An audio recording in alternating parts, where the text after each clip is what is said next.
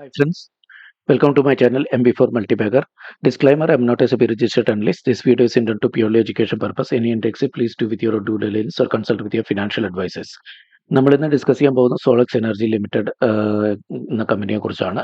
നമ്മൾ കണ്ടൻസ് നമ്മൾ ഇൻട്രൊഡക്ഷൻ തൊട്ട് ഓൾമോസ്റ്റ് എല്ലാ പാരാമീറ്റേഴ്സും നമ്മൾ ഈ കമ്പനിയെ കുറിച്ച് ഡിസ്കസ് ചെയ്യുന്നുണ്ട്. നമുക്ക് വൺ ബൈ വൺ ആയിട്ട് നോക്കാം. കമ്പനിയെ കുറിച്ച് പറയുകയാണെങ്കിൽ എംപവറിങ് എ ഗ്രീൻ ഫ്യൂച്ചർ എന്നുള്ളതാണ് അവരുടെ ഒരു തീം. NSEയിൽ സോളക്സ് എന്നാണ് പേരിലാണ് അറിയപ്പെടുന്നത്. എസ്റ്റാബ്ലിഷ് ചെയ്തത് 1995 30 വർഷത്തെ പാരമ്പര്യമുള്ളൊരു കമ്പനിയാണ്. ഗ്ലോബൽ ഫുട്പ്രിന്റ്സ് നോക്കുകയാണെങ്കിൽ നമുക്ക് active in four countries with 10,000 projects 10,000 പ്രൊജക്റ്റിൽ 4 കമ്പനികളിലായിട്ട് ഗ്ലോബൽ പ്രസൻസ് ഉള്ള ഒരു കമ്പനിയാണ്. പിന്നെ over 3 million solar modules shipped globally. 3 million 30 lakh solar modules already globally ship ചെയ്തൊരു കമ്പനി കൂടിയാണ് സോളക്സ്. നമുക്ക് ഇൻ്റഗ്രേറ്റഡ് വെർട്ടിക്കൽ നോക്കുകയാണെങ്കിൽ മാനുഫാക്ചറിങ് ആൻഡ് സർവീസസിൽ നമുക്ക് manufacturing PV modules P type mono PRC എന്ന് പറയുന്ന മോഡ്യൂളും അതുപോലെ N ടൈപ്പ് ടോപ്പ് കോൺ എന്ന് പറയുന്ന മോഡ്യൂളും. ഇത് N ടൈപ്പ് ടോപ്പ് കോൺ എന്ന് പറയുന്നത് റീസെൻ്റ്ലി ഒരു പുതിയൊരു മോഡൽ കൂടിയാണ്. വളരെ ചുരുക്കം കമ്പനികൾക്ക് മാത്രം ഉള്ളൊരു N ടൈപ്പ് ടോപ്പ് കോൺ മോഡൽ കൂടിയാണ്. EPC എന്ന് പറഞ്ഞു കഴിഞ്ഞാൽ എഞ്ചിനീയറിംഗ് പ്രൊക്വയർമെൻ്റ് ആൻഡ് കൺസ്ട്രക്ഷൻ എന്നാണ് EPC മോഡൽ എന്ന് പറയുന്നത്. അതുപോലെ തന്നെ OM എന്ന് പറയുന്നത് ഓപ്പറേഷൻ ആൻഡ് എന്താ പറയുക മെയിൻ്റനൻസ്. അപ്പോൾ ഈ 2 മേഖലകളിലാണ് കമ്പനി പ്രധാനമായിട്ട് വർക്ക് ചെയ്യുന്നത്. ഇത് കൂടാതെ മാനുഫാക്ചറിങ് കൂടാതെ വർക്ക് ചെയ്യുന്ന 2 പ്രധാന സെഗ്മെൻറ്റ്സ് ആണ് EPCയും OM. അത് റെസിഡൻഷ്യൽ വരുന്നുണ്ട്, ഇൻഡസ്ട്രിയൽ പ്രൊജക്ട്സ് വരുന്നുണ്ട്, അതുകൂടാതെ അസറ്റ് മാനേജ്മെൻറ്റ് കാറ്റഗറിയിലുള്ള സർവീസ് കൂടി ഇവർ ചെയ്യുന്നുണ്ട്. അപ്പോൾ ഇവരെ ഒരു പ്രധാന ബെനിഫിറ്റ് എന്താണെന്ന് പറഞ്ഞാൽ reached 4 gigawatt module capacity October 2025 കൂടിയിട്ട് ഈ കമ്പനി മാനുഫാക്ചറിങ് കപ്പാസിറ്റി അറ്റൻഡ് ചെയ്തിട്ടുണ്ട്. അതൊരു പുതിയ അവർക്ക് ഓൾറെഡി ഉണ്ടായിരുന്നതിനേക്കാൾ ഓൾമോസ്റ്റ് ഡബിൾ ആണ്. ഇപ്പോൾ ഈ MES driven automation ensures 30% faster production than traditional lines. അപ്പോൾ ഈ ഒരു പുതിയ ടെക്നോളജി വെച്ചിട്ട് അവർക്ക് 30% ഫാസ്റ്റ് മുമ്പ് 100 ജിഗാവാട്ട് ചെയ്യാൻ പറ്റുന്ന ഒരു പ്രൊഡക്ഷൻ ഇപ്പോൾ 130, ഞാൻ എക്സാമ്പിൾ മനസ്സിലാവാൻ വേണ്ടിയിട്ടാണ്, 130% വർദ്ധിപ്പിക്കാനായിട്ട് ഫാസ്റ്റർ ഈ ഒരു മേഖലയിൽ പ്രൊഡക്ഷൻ കപ്പാസിറ്റി ഫാസ്റ്റ് ആക്കാൻ അവർക്ക് പറ്റിയിട്ടുണ്ട്. പിന്നെ കമ്പനിയുടെ ഒരു ടെക്നോളജിക്കൽ അഡ്വാൻസ്മെൻറ്റ്സ് നോക്കുകയാണെങ്കിൽ India first rectangular cell modular using N type top con, നമ്മൾ ഓൾറെഡി മെൻഷൻ ചെയ്ത N ടൈപ്പ് ടോപ്പ് കോൺ ആദ്യത്തെ റെക്ടാങ്കുലർ സെൽ മോഡുലാർ യൂസ് ചെയ്യുന്ന കമ്പനി കൂടിയാണ് സോളക്സ്. അതുപോലെ തന്നെ 23.14% എഫിഷ്യൻസി ഇംപ്രൂവ് ചെയ്യാൻ പറ്റിയിട്ടുണ്ട്. Wattage range from 585 watt peaks to 625 watt peaks. Watt peaks എന്ന് പറയുന്നത് എന്താ മെൻഷൻ ചെയ്യുന്നത് വെച്ച് കഴിഞ്ഞാൽ ഒരു സോളാറിൻ്റെ കപ്പാസിറ്റീനെ കുറിച്ച് ഒരു എഫിഷ്യൻസിനെ കുറിച്ചാണ് അത് മെൻഷൻ ചെയ്യുന്നത്. 585 വാട്ട് പീക്സ് എന്ന് പറഞ്ഞു കഴിഞ്ഞാൽ നമുക്ക് സണ്ണിൽ നിന്ന് എങ്ങനെയാണോ സോളാറിലേക്ക് ഇലക്ട്രിസിറ്റി ആയിട്ട് കൺവേർട്ട് ചെയ്യാനുള്ള പവർ, അത് 585 വാട്ട് പീക്കിൽ നിന്ന് 625 വാട്ട് പീക്കിലേക്ക് ഇമ്പ്രൂവ് ചെയ്തിട്ടുണ്ട്. അത് കഴിഞ്ഞ് കഴിഞ്ഞാൽ എഫിഷ്യൻസി ഇമ്പ്രൂവ് ചെയ്തിട്ടുണ്ട്. 23% എഫിഷ്യൻസി ഇമ്പ്രൂവ് ചെയ്യാൻ പറ്റിയിട്ടുണ്ട്. അപ്പോൾ കൂടുതൽ നമുക്ക് സെയിം പ്രൊഡ്യൂസ് ചെയ്യുന്ന ബാക്കിയുള്ള കമ്പനികളുടെ ഒരു പാനൽ ഇപ്പോൾ 3 കിലോവാട്ട് കിലോവാട്ട് അല്ലെങ്കിൽ 2 കിലോവാട്ട് എന്നൊക്കെ പറയുന്ന സോളാർ പാനൽ വെക്കുന്നതിനേക്കാളും കൂടുതൽ എഫിഷ്യൻ്റ് ആയിട്ട് കൂടുതൽ എനർജി പ്രൊഡ്യൂസ് ചെയ്യാനായിട്ട് ഈ ഒരു സോളക്സിൻ്റെ പാനൽ വെക്കുന്നതോട് കൂടിയിട്ട് നമുക്ക് എനർജി ഉണ്ടാക്കാൻ പറ്റും, മാനുഫാക്ചർ ചെയ്യാൻ പറ്റും ഈ സോളാറിൽ നിന്ന്. അതാണ് ഇതിൻ്റെ ബെനിഫിറ്റ്. എഫിഷ്യൻസി കൂടുതലാണ് ഈ N ടൈപ്പ് ടോപ്പ് കോൺ എന്ന് പറയുന്ന ഈ മോഡലിൽ. അപ്പോൾ ലീഡർഷിപ്പ് ആൻഡ് സ്ട്രാറ്റജി നോക്കുകയാണെങ്കിൽ എക്സ്പീരിയൻസ്ഡ് മാനേജ്മെൻ്റ് ആണ്. ഡോക്ടർ ചന്ദൻ ഷാ ആണ് ഇതിൻ്റെ MD വരുന്നത്. അതുകൂടാതെ ഓൾമോസ്റ്റ് 12 ഫുൾ ടൈം പാർട്ട് ടൈമും ഇൻഡിപെൻഡൻറ്റ് ഡയറക്ടേഴ്സ് ആയിട്ട് 12 ഡയറക്ടേഴ്സ്, പിന്നെ GMs ആയിട്ട് ഓൾമോസ്റ്റ് 10-20 പേരോളം വലിയൊരു ലീഡർഷിപ്പ് ടീമാണ് ഇവർ. അതിനകത്ത് വെറ്ററാൻസ് ഉണ്ട്, CS ഉണ്ട്, ഫോർമർ IPS ഓഫീസേഴ്സ് വരെ ഇതിനകത്ത് ഈ ഒരു ലീഡർഷിപ്പിനകത്ത് വരുന്നുണ്ട്. നമുക്ക് ഗ്രോത്ത് പ്രൊജക്ഷൻ നോക്കുകയാണെങ്കിൽ ഇന്ത്യയുടെ പവർ ഡിമാൻഡ് 4.9%, അതായത് 2020 മുതൽ 2050 വരെയുള്ള CAGR എടുക്കുകയാണെങ്കിൽ 2020 അതായത് കോവിഡ് വർഷം തൊട്ടിട്ട് 2050 വരെയുള്ള CAGR എടുക്കുകയാണെങ്കിൽ 4.9% CAGR ഇന്ത്യക്ക് വേണ്ട പവർ ഡിമാൻഡ് കൂടാൻ സാധ്യതയുണ്ടെന്നാണ് അനുമാനിക്കുന്നത്. അപ്പോൾ ആ ഒരു റേറ്റ് വെച്ച് നോക്കുമ്പോൾ നമുക്ക് ഇന്ന് വേണ്ട 2020 വേണ്ടിയിരുന്ന പവറിൻ്റെ ട്രിപ്പിളായിട്ട് ഓൾമോസ്റ്റ് 3 ഇരട്ടി പവർ നമുക്ക് 2050 വേണ്ടി വരും. അപ്പോൾ നാഷണൽ ടാർഗറ്റ് എത്ര സോളാർ പവർ എന്ന് മാത്രം 2030 നമ്മുടെ ഒരു ഇന്ത്യ മഹാരാജ്യം എയിം ചെയ്യുന്നതെന്ന് വെച്ച് കഴിഞ്ഞാൽ 500 ജിഗാവാട്ട് സോളാർ പവർ എന്ന് മാത്രം മാനുഫാക്ചർ ചെയ്യാനാണ് നമ്മുടെ ഇന്ത്യ പ്ലാൻ ചെയ്തിട്ടുള്ളത്. അപ്പോൾ ഇതിൻ്റെ പാർട്ടാവാൻ ഡെഫിനറ്റ്ലി നമ്മൾ സോളാറിലെ ഒരു 30 വർഷം പാരമ്പര്യമുള്ളൊരു കമ്പനി എന്ന നിലയ്ക്ക് ഇതിലൊരു പാർട്ടാവാനും അതിൻ്റെ ബെനിഫിഷ്യറി ആവാനും ഈ കമ്പനിക്ക് സാധിക്കുന്നുള്ളതാണ് നമ്മൾ ഇവിടെ മനസ്സിലാക്കേണ്ടത്. അപ്പോൾ 500 ജിഗാവാട്ടിനകത്ത് വളരെ വലിയൊരു ഇതാണ്. പിന്നെ റെഗുലേറ്ററി അഡ്വാൻറ്റേജ് ALMM എന്ന് പറയുന്നത് എന്താണെന്ന് വെച്ച് കഴിഞ്ഞാൽ നമുക്ക് ഇതൊരു അപ്രൂവലാണ്. ഈ MNRE, ministry of new and renewal energy എന്ന് പറയുന്ന Indian government, central government authority നൽകുന്ന ഒരു അപ്രൂവലാണ് ALMM എന്ന് പറയുന്നത്. അതിൻ്റെ ഫുൾ ഫോം വരുന്നത് approved list of modules and manufacture എന്നാണ് വരുന്നത്. അതായത് ഈ ഒരു മോഡ്യൂൾസ് സെൻട്രൽ ഗവൺമെൻറ് അപ്രൂവ് ചെയ്യുന്ന ഒരു റെഗുലേറ്ററി ആണ്. അതിൻ്റെ അഡ്വാൻറ്റേജ് ഈ കമ്പനിക്ക് ഉണ്ട്. അതെന്താണെന്ന് വെച്ച് കഴിഞ്ഞാൽ highest number of modules registered under ALMM, അതായത് സെൻട്രൽ ഗവൺമെൻറ് അപ്രൂവ്ഡ് കിട്ടിയിട്ടുള്ള ഏറ്റവും കൂടുതൽ മോഡ്യൂൾ സോളക്സിന് രജിസ്റ്റർ ചെയ്ത ഒരു കമ്പനി കൂടിയാണ് സോളക്സ് എന്ന് പറയുന്നത്. അപ്പോൾ അപ്രൂവൽ ഈ പുതിയൊരു കമ്പനിക്ക് വരുമ്പോൾ ഒരുപാട് കടമ്പകളൊക്കെ കടന്നിട്ട് വേണം ഈ ഒരു അപ്രൂവൽ കിട്ടാനായിട്ട്. അതൊക്കെ ഓൾറെഡി ഒരുപാട് മോഡലുകൾക്ക് സോളക്സിൽ അവൈലബിൾ ആണ്, അല്ലെങ്കിൽ ഓൾറെഡി റിസീവ്ഡ് ആണ്.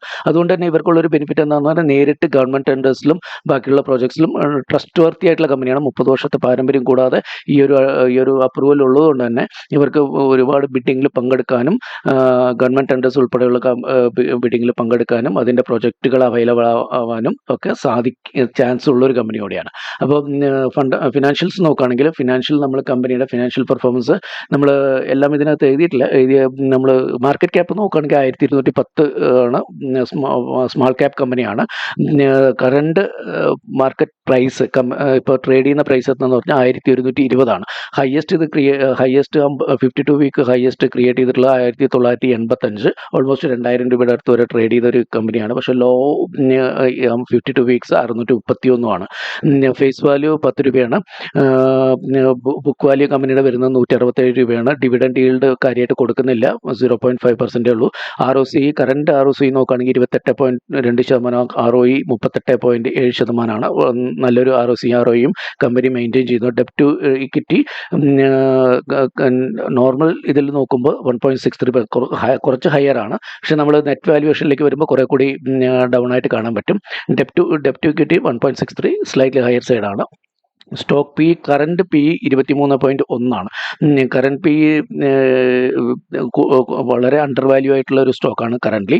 നമുക്ക് ഇൻഡസ്ട്രി PE അത് കമ്പാരിസൺ നമുക്ക് ഇൻഡസ്ട്രി PE ആയിട്ട് നോക്കുമ്പോൾ 45.7% ഇൻഡസ്ട്രി PE വരുന്നത്. 45.7 ഓൾമോസ്റ്റ് പകുതി മാത്രമാണ് ഇപ്പോൾ സോളക്സ് ഇൻഡസ്ട്രി ഇത്രയും നല്ല ഫണ്ടമെന്റൽസ് വെച്ച് ട്രേഡ് ചെയ്തുകൊണ്ടിരിക്കുന്നത്. അപ്പോൾ അണ്ടർ വാല്യൂഡ് സ്റ്റോക്കാണ്. പെഗ് റേഷ്യോ നോക്കുകയാണെങ്കിൽ 0.10 ആണ്. വളരെ മികച്ച പെഗ് റേഷ്യോ ഉണ്ട്. പിന്നെ operate profit margin reasonably good ആണ്. ഏർലിയർ ഒരു 1 ഡിജിറ്റ് ആയിരുന്നത് ഇപ്പോൾ 12.5% ആയിട്ട് ഇമ്പ്രൂവ് ആയിട്ടുണ്ട്. 10 താഴെയൊക്കെ ആയിരുന്നു ഏർലിയർ ഇയേഴ്സിൽ നോക്കുമ്പോൾ. 8 9 ഒക്കെ ആയിരുന്നു ആവറേജ് ഉണ്ടായിരുന്നത്. അത് 12.5 ആയിട്ട് റീസെൻറ്റ് ക്വാർട്ടേഴ്സിൽ ഇമ്പ്രൂവ് ചെയ്തിട്ടുണ്ട്. അത് നല്ലൊരു സൈനാണ്. പ്രോഫിറ്റ് മാർജിൻ ഇമ്പ്രൂവ് ചെയ്തിട്ടുണ്ട്. പ്രൈസ് ടു ബുക്ക് വാല്യൂ നോക്കുകയാണെങ്കിൽ 6.71. അതൊരു വലിയ ഓൾറെഡി നമ്മൾ പറഞ്ഞു PE വെച്ച് നോക്കുമ്പോൾ തന്നെ കമ്പനി അണ്ടർ വാല്യൂ സ്റ്റോക്കാണ്. 3 ഇയർ സെയിൽസ് ഗ്രോത്ത് നോക്കുകയാണെങ്കിൽ 109% സെയിൽസ് ഗ്രോത്തും CAGR. പ്രോഫിറ്റ് 242%, 242% പ്രോഫിറ്റ് ഗ്രോത്ത് 3 ഇയറിലുണ്ട്. പക്ഷേ 5 ഇയറിൽ 36.8% സെയിൽസ് ഗ്രോത്തും പ്രോഫിറ്റ് ഗ്രോത്ത് നോക്കുകയാണെങ്കിൽ 54.8%. പക്ഷേ ലാസ്റ്റ് 3 ഇയർ ആയിട്ട് കമ്പനി നല്ലൊരു പെർഫോമൻസ് കാഴ്ചവെക്കുന്നുണ്ട്. അത് നമുക്ക് ഇതിൻ്റെ CAGR വെച്ച് നോക്കുമ്പോൾ തന്നെ സെയിൽസും പ്രോഫിറ്റിലും കാണാൻ പറ്റും. പിന്നെ നമുക്ക് ഡെപ്റ്റ് നോക്കുകയാണെങ്കിൽ കറൻ്റ്ലി 293 ഈ എൻ്റർപ്രൈസസ് വാല്യൂ നോക്കുകയാണെങ്കിൽ 1489 കോടി ആണ്. Earnings per yield 5.9%.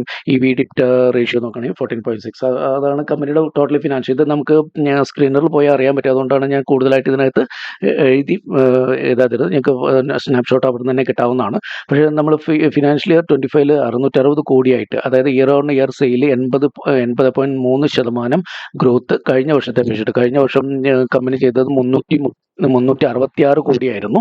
2024 മാർച്ചിൽ കമ്പനി രജിസ്റ്റർ ചെയ്ത സെയിൽ 2025 മാർച്ചിൽ രജിസ്റ്റർ ചെയ്തിരുന്ന 660 കോടി, അതായത് 80% കൂടുതൽ ഇയർ ഓൺ ഇയർ ഗ്രോത്ത് ഉണ്ട്. ഞാൻ ഓൾറെഡി പറഞ്ഞു 3 year sales growth CAGR 109%. Profit growth 242%. അപ്പോൾ വളരെ മികച്ചൊരു ട്രെൻഡിലാണ് കമ്പനി പോയിക്കൊണ്ടിരിക്കുന്നത്. പ്രോഫിറ്റിൻ്റെ EBITDA നോക്കുകയാണെങ്കിൽ EBITDA percentage operate profit margin 25 നമുക്ക് 69 കോടിയാണ്. 146.4% year on year operate profit margin കൂടി. നെറ്റ് പ്രോഫിറ്റ് നോക്കുകയാണെങ്കിൽ, അതായത് പാറ്റ് നോക്കുകയാണെങ്കിൽ 344% കൂടിയിട്ടുണ്ട്. അതായത് 9 കോടിയായിരുന്ന 2024 പാറ്റ് 40 കോടിയായിട്ട് ഇമ്പ്രൂവ് ചെയ്തിട്ടുണ്ട്. 344% വളരെ മികച്ചൊരു ഗ്രോത്ത് നമുക്ക് കാണാം. പാറ്റ് ആണെങ്കിലും ഓപ്പറേറ്റ് പ്രോഫിറ്റ് മാർജിൻ ആണെങ്കിലും 69 കോടിയായിട്ട് ഇമ്പ്രൂവ് ചെയ്തിട്ടുണ്ട്. പിന്നെ നമുക്ക് കമ്പനിയിൽ ഇത് റേഷ്യോ ROC ഓൾറെഡി പറഞ്ഞു, 27.4%. ROE 26.7%. ഹെൽത്തി ഡെപ്റ്റ് ആണ്. ഡെപ്റ്റ് ടു ഇക്വിറ്റി റേഷ്യോ നോക്കുകയാണെങ്കിൽ ഫൈല് 0.75:1 ആണ് വരുന്നത്. റിസർവ്സ് എല്ലാം വെച്ച് കാൽക്കുലേറ്റ് ചെയ്യുമ്പോൾ ഓർഡർ ബുക്ക് നോക്കുകയാണെങ്കിൽ നമുക്ക് ഓർഡർ മെട്രിക്സ് ഇതാണ് നമുക്ക് പ്രധാനമായിട്ട് വേണ്ടത്. നമുക്ക് ഫ്യൂച്ചർ എങ്ങനെയെന്നും കൂടി അറിയണം. കറൻ്റ്ലി ഇതുവരെ കമ്പനി നന്നായി ചെയ്തു, പക്ഷേ ഇനി ഫ്യൂച്ചറിൽ ചെയ്യുമെന്നും കൂടി നമുക്ക് മനസ്സിലായാൽ മാത്രമാണ് ഈ കമ്പനിയിൽ ഇൻവെസ്റ്റ് ചെയ്യണോ വേണ്ടതെന്ന് തീരുമാനം എടുക്കാൻ കഴിയുള്ളൂ. 4000 കോടിക്ക് കൂടുതലായിട്ട് 2025 സെപ്റ്റംബർ ക്വാർട്ടർ അവസാനിക്കുമ്പോൾ അവരുടെ കയ്യിൽ 4000 കോടി കൂടുതൽ ഓർഡർ ബുക്ക് കയ്യിലുണ്ട്. അതിൽ തന്നെ EPC 100 കോടിയുടെ EPC പ്രൊജക്റ്റും ഓർഡേഴ്സും അവരുടെ കയ്യിലുണ്ട് ഈ 4000 കോടിക്കകത്ത്. 2027 എക്സ്പാൻഷൻ സ്ട്രാറ്റജി കമ്പനിക്കുള്ളത്. ഫ്യൂച്ചർ ഗ്രോത്ത് അങ്ങനെ കമ്പനി 2.2 ജിഗാവാട്ട് സെൽ മാനുഫാക്ചറിങ് ആണ് കമ്പനി പ്ലാൻ ചെയ്യുന്നത്. പിന്നെ 1500 കോടിയുടെ ക്യാപെക്സ് ഇമ്പ്രൂവ് ചെയ്യാനായിട്ട് കമ്പനി ഉദ്ദേശിക്കുന്നുണ്ട്. അത് പുതിയ വെർട്ടിക്കൽ ഇൻ്റഗ്രേഷനും പുതിയ കമ്പനി ഏറ്റെടുക്കലൊക്കെ ആയിട്ട് 1500 കോടിയുടെ ക്യാപെക്സ് അവർ ഇമ്പ്രൂവ്മെൻറ്റ് അത് എക്സ്പ്ലോർ ചെയ്യുന്ന എങ്ങനെയാണെന്ന് വെച്ചാൽ 1000 കോടി കടമെടുക്കാനും 500 കോടി ഇക്വിറ്റി ഡയലേഷൻ വഴിയാണ് കമ്പനി പ്ലാൻ ചെയ്യുന്നത്.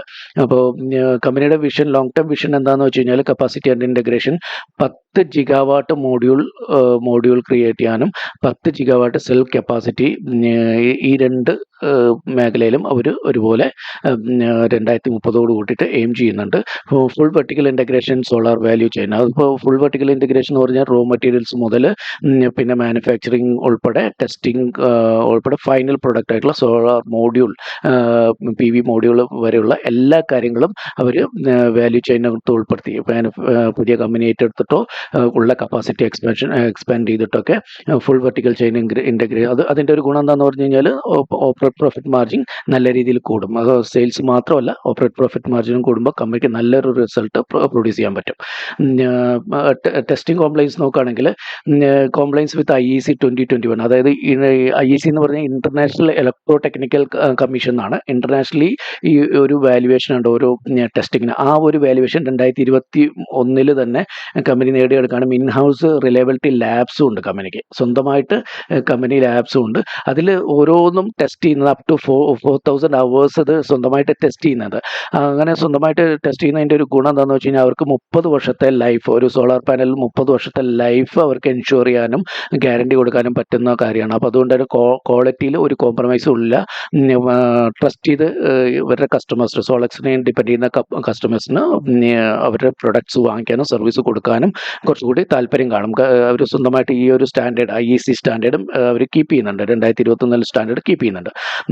പിന്നെ നമുക്ക് ക്ലയൻറ്റ് പോർട്ട്ഫോളിയോ നോക്കുകയാണെങ്കിൽ അമൂലുണ്ട്, IOCL, Indian oil corporation limited ഉണ്ട്, ONGC ഉണ്ട്, ടോറൻ പവർ ഉണ്ട്, താജ് സ്കൈലൈൻ, ബെൻകോ, airport authority of India, Indian airport authority ഉണ്ട്, bank of Baroda, Canara bank, NDTB, IEMS Ahmedabad, അങ്ങനെയുള്ള ഒരുപാട് ക്ലയൻസ് കൂടിയുള്ള ഒരു കമ്പനിയാണ്. പിന്നെ board mix of PSUs,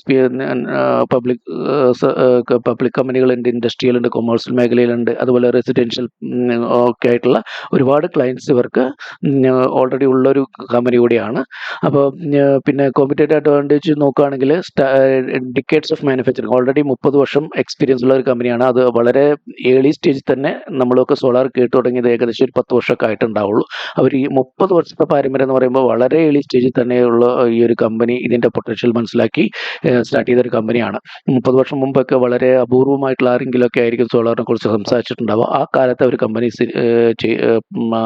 plan ചെയ്തു പ്രൊഡക്ഷൻ തുടങ്ങിയെന്ന് പറയുമ്പോൾ വളരെ ഓപ്റ്റിമിസ്റ്റിക് ആയിട്ടുള്ള ഒരു മാനേജ്മെൻറ്റ് കൂടിയാണെന്നാണ് നമുക്ക്. അതുപോലെ തന്നെ ഏർലി ടോപ്കോൺ അഡോപ്ഷൻ, ഈ ഒരു പുതിയ ടെക്നോളജി വളരെ നേരത്തെ തന്നെ അഡോപ്റ്റ് ചെയ്തൊരു കമ്പനിയാണ്. അതുപോലെ തന്നെ ടോപ്പ് ടയർ ALMM ഞാൻ ഓൾറെഡി പറഞ്ഞു, approved list of models and manufacture, Indian government ranking almost എല്ലാ പ്രോഡക്ട്സും ഇവർക്ക് അച്ചീവ് ചെയ്തിട്ടുണ്ട്. അതൊക്കെ പുതിയ കമ്പനി നേടിയെടുത്ത് വരുമ്പോഴത്തേനും ഒരുപാട് ടൈം ലാഗിങ്ങും ഒക്കെ ഉള്ളൊരു വളരെ കടമ്പകൾ കടന്ന് കിട്ടേണ്ട ഒരു ഇതൊക്കെ ഓൾറെഡി ഇവർ അച്ചീവ് ചെയ്തിട്ടുള്ളതാണ്. അതൊക്കെ അവർക്ക് അഡ്വാൻറ്റേജ് ആണ്. കോമ്പറ്റേറ്ററിനെ വെച്ചിട്ട് അഡ്വാൻറ്റേജ് ആയിട്ടുള്ള കമ്പനിക്കുള്ളതാണ്. സ്ട്രാറ്റജി പിന്നെ ചലഞ്ചസ് എന്താണെന്ന് പറഞ്ഞു കഴിഞ്ഞാൽ supply chain Reliance on imports. കാരണം ഇവരുടെ റോ മെറ്റീരിയൽസ് പലതും ചൈനയിൽ നിന്നൊക്കെയാണ് വരുന്നത്. അപ്പോൾ സപ്ലൈ ചെയിനിനെ അത് എന്തെങ്കിലും തരത്തിലുള്ള ബാധിച്ചു കഴിഞ്ഞാൽ, ഇമ്പോർട്ട്സിനെ ബാധിച്ചു കഴിഞ്ഞാൽ അത് കമ്പനിയുടെ മൊത്തത്തിലുള്ള ഓപ്പറേഷനെ ബാധിക്കും. അതുപോലെ ഇൻറ്റൻസ് ഡൊമസ്റ്റിക് ആൻഡ് ഗ്ലോബൽ, ഈ ഒരു മേഖല വളരെ ഫാസ്റ്റായിട്ട് ഗ്രോ ചെയ്യുന്ന ഒരു മേഖലയാണ്. അതുകൊണ്ട് തന്നെ ഈ ഒരു മേഖലയിൽ ഒരുപാട് പുതിയ കമ്പനികൾ സ്റ്റെപ്പ് ഇൻ ചെയ്യാനും കോമ്പറ്റീഷൻ വരാനും ഗ്ലോബൽ കോമ്പറ്റീഷനൊക്കെ വരാനുള്ള സാധ്യതയുണ്ട്. ബട്ട് നമ്മൾ ആലോചിക്കേണ്ടത് എന്താണെന്ന് പറഞ്ഞാൽ ഇന്ത്യ ആസ് എ കൺട്രി നമ്മൾ എയിം ചെയ്യുന്നത് 500 ജിഗാവാട്ടാണ്. 500 ജിഗാവാട്ട് എന്ന് പറയുന്ന വളരെ ഒരു വലിയ പവർ സോളാറിന് മാത്രം പ്ലാൻ ചെയ്യുന്ന ഒരു ഇന്ത്യയിൽ പ്ലാൻ ചെയ്യുമ്പോൾ അതിൻ്റെ ബെനിഫിഷ്യറി ആവാൻ എത്ര കമ്പനികൾക്ക് വന്നാലും, അതുപോലെ തന്നെ ഏർലി സ്റ്റേജിൽ ലോഞ്ച് ചെയ്തിട്ടുള്ള ഈ കമ്പനീനെ സംബന്ധിച്ച് അവർക്ക് അതിൻ്റെ ഏർലി കമർ എന്നുള്ള അഡ്വാൻറ്റേജും ഇത്രയും എക്സ്പീരിയൻസ് ഉള്ളൊരു മാനേജ്മെൻറ്റ് ഉള്ളത് കൊണ്ട് തന്നെ ഇത് ഇവർക്ക് കുറച്ചുകൂടി ഈ സപ്ലൈ ചെയിനിൻ്റെ ഇമ്പോർട്ട്സിൽ ബാധിക്കുന്നത് കൂടാതെ ഡൊമസ്റ്റിക് ഗ്ലോബൽ കോമ്പറ്റീഷൻ ഈ മേഖലയിൽ അത്രത്തോളം വരാൻ സാധ്യതയില്ല എന്നാണ് തോന്നുന്നത്. എൻ്റെ ഒരു വ്യൂ മാത്രമാണ്. പക്ഷേ സപ്ലൈ ചെയിനിലുള്ള ബുദ്ധിമുട്ടുകൾ തീർച്ചയായിട്ടും കമ്പനിയുടെ ചലഞ്ച് തന്നെയാണ്, വളരെ മേജറായിട്ടുള്ള ഒരു ചലഞ്ചാണ്.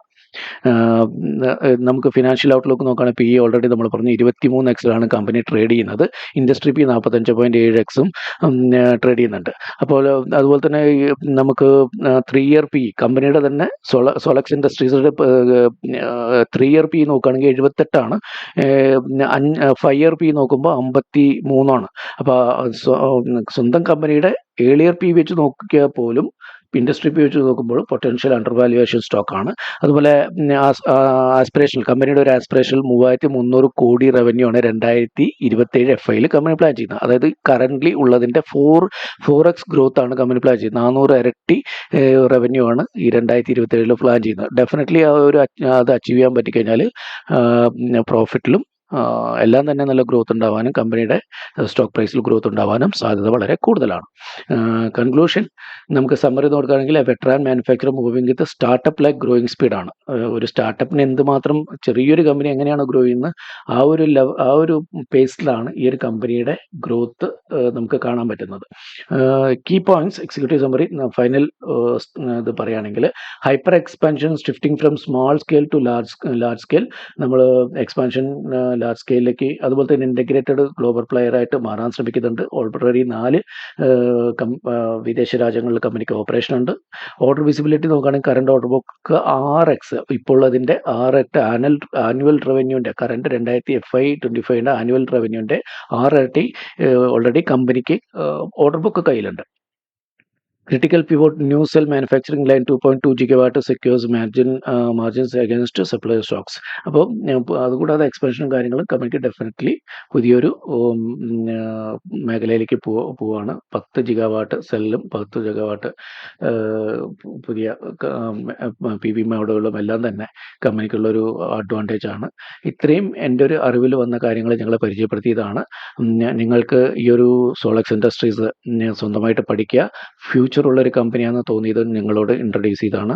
വളരെ എഫേർട്ട് എടുത്ത് ചെയ്യുന്ന ഒരു വീഡിയോ കൂടിയാണ്. അപ്പോൾ എല്ലാവരുടെയും സപ്പോർട്ടും ലൈക്കും ഷെയറും കമൻറ്റും പ്രതീക്ഷിക്കുന്നു. Thank you for supporting.